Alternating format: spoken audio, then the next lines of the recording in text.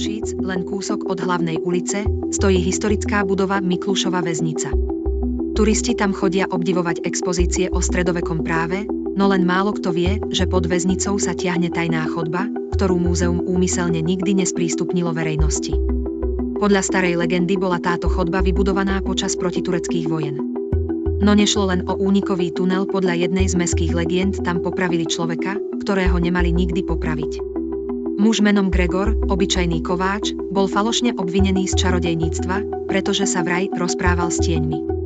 Sudcovia ho mučili, kým sa nepriznal, a potom ho v podzemí bez svedkov obesili. Problém bol v tom, že Gregor naozaj hovoril s tieňmi, ale nie preto, že by bol čarodejník. Tie tiene totiž volali jeho meno ešte skôr, ako ho niekto obvinil. A po jeho smrti neprestali.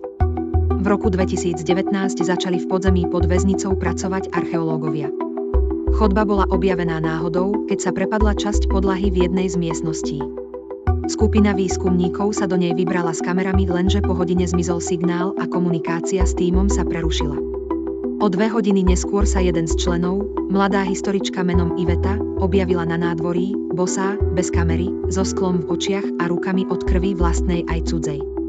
V nemocnici stále opakovala len jedno slovo. Gregor. Gregor. Gregor je ešte tam dole, čaká na vás. Zvyšok tímu sa nikdy nenašiel.